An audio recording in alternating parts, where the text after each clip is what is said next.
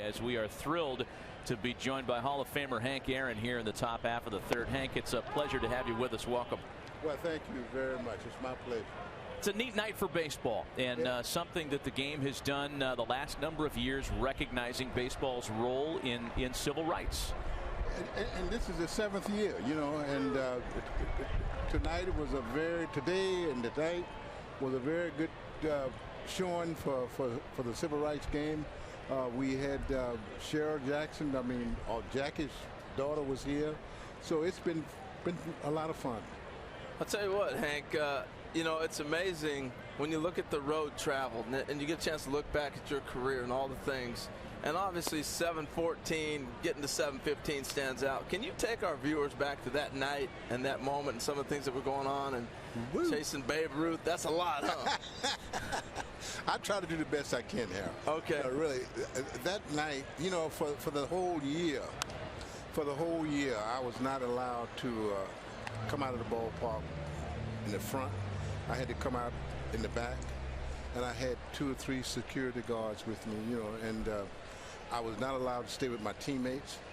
And that was more because of the racial tension? That's right. Wow. That's what it was. And I stayed with myself, and I had one player, Paul Casanova, who helped me more than anything. For a year and a half, Paul Casanova would bring dinner to me after the ball game in my room. And that's the way I lived for a year and a half. Wow. It's amazing for younger fans to hear stories like this, because it wasn't that long ago that you were chasing the record, and to hear that these kind of tensions existed back then, I think it's disturbing and eye-opening for a lot of younger fans.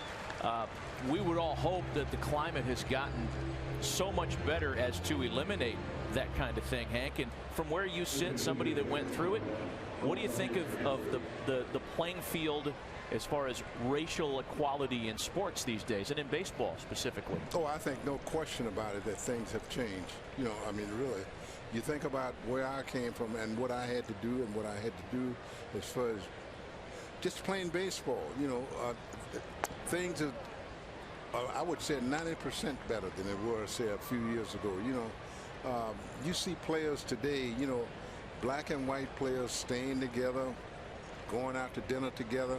You know, I don't ever recall, I'm trying to think, and I shouldn't say ever recall, but I can't remember too many times that I ever went out with one of my white teammates to have dinner. You know, wow. It just didn't happen that way, you know, really. And that was then, and now I'm sure, well, we'll see with everybody. Anyways, Elvis Andrus gets a base hit to left field, but you know, the thing that's funny is I spent time around you, and you're everywhere. You're a heck of an ambassador for the game of baseball, and people of all races love being around you. And you got a bad rap for a while, like, oh, he was bitter. And I'm so glad that people have finally got to know you and shake that off of you. That was crazy. Well, you know, and I don't know that, you know, and you're absolutely right. You know, for years, you know, as soon as I would say it 2 or 3 years after I retired from baseball, people always would say, you know, he's bitter. He doesn't like baseball.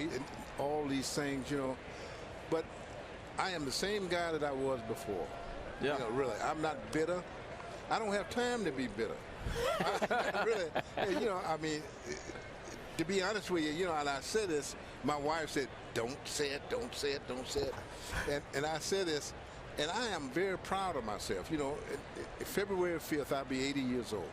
What? You're going pretty good for 80. Yeah. Let me tell you this. You don't think about that. You'll be 80. I know it. I'll be 80 years old. So I am very proud of myself.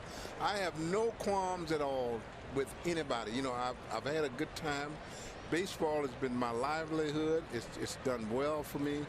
And to see you, Harold, to see you up here and see you doing such a great job makes me feel even prouder. Well, you know, thank you. I appreciate that. I mean, there's been some trailblazers in the broadcasting booth as well.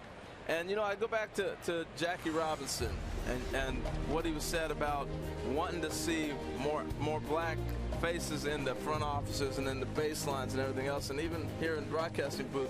What do you think he would think of today as he looks back now and sees some progress and some not? But I'd be curious what you think he might look at. I think seriously, I think that if we talked to Jackie today, if he was alive, that he would be somewhat disappointed. Not so much as far as baseball making progress in the booth and all the other things, but I think as far as playing baseball itself, I don't think that he would understand. You got fly out the center. I don't think he would understand.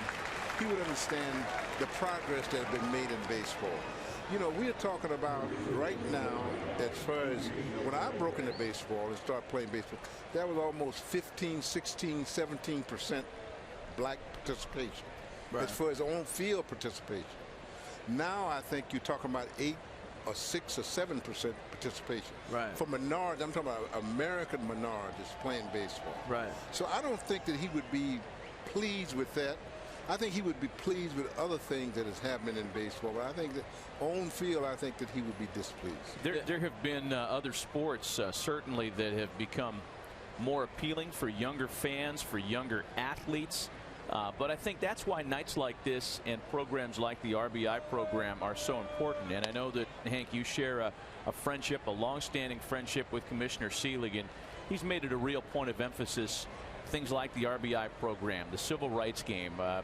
None of this is going to happen without a great effort to reach out to youth today and bring them back into baseball. That is exactly right. And that's what we have to do. We have to understand that kids from little league up understand that baseball, we want them to play baseball. And what has happened, I think, and I think they talked about it in the round table discussion the other day, was the fact that these kids, a lot of them, when they get to a certain age, they divert and go someplace else. They don't play baseball. They do something else. You know, I was amazed. You know, you honored a friend of mine tonight, Bo Jackson. Right. Now, Bo Jackson was unique. He could probably play any sport that he wanted to play, baseball, basketball, whatever.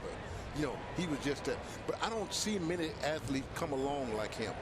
But I said that if we want to keep the Bo Jackson playing baseball, we got to let them know that we want them to continue to play baseball rather than football. Yep. Right. No, that's a great point. And it starts early, like you talked about, at early age.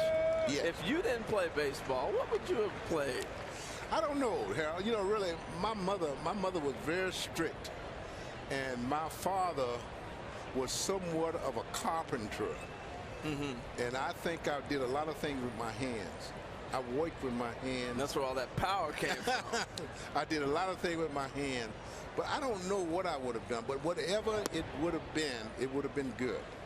I would have worked hard to make myself the best that I could be. It's a great message, and that is a tremendous message. You know, I said this yesterday when I was hosting the showcase, the roundtable there, that I think people forget all the great things. You get caught up in the home run 755 number, and I know we had a full screen earlier. If we get a chance, we'll see that again. But, man, the numbers you put up, you can make a great case. You're the greatest living player there is. Wow. I know we talk about Willie and everybody else, but my goodness, it's about ridiculous. Scoring runs and driving in runs, and very few, if anybody, did that in a more prolific fashion. Well, I get tired looking at the numbers. Well, thank you very much. You know, I was fortunate enough to play with some great ball players, really. And you know, you mentioned one just now, Willie Mays. Willie and I played on. I bet you on 17 or 18 All-Star games together. Wow. And the only thing we talked about, I told Willie, I said, the only thing we want to do, Willie, is win. And you know, Willie told me one day, he said, you know what? He said, if you and I was playing today, this is the last time we and I played All-Star. He said, if you and I was playing today, they'll send us back to the minor leagues because we only hit 30 home runs. And we didn't do anything else. That'd be a shame. But, you know, I was really fortunate enough, Harold, to play with some great ball players, really. I mean, really. And the competition was there, you know, really. It was there. A.J. Pierzynski sending a ball to deep center. De Aza back to run it down. and put an end to the top of the third. Mr. Hank Aaron, we certainly thank you for the visit today. And again, a terrific event. We hope to see you at the Civil Rights Game again next year. And thanks again for spending some time with us. Thank you very much. It's my pleasure. I can't believe you're going to be 80. Man, you look great. Yes, sir. Unbelievable.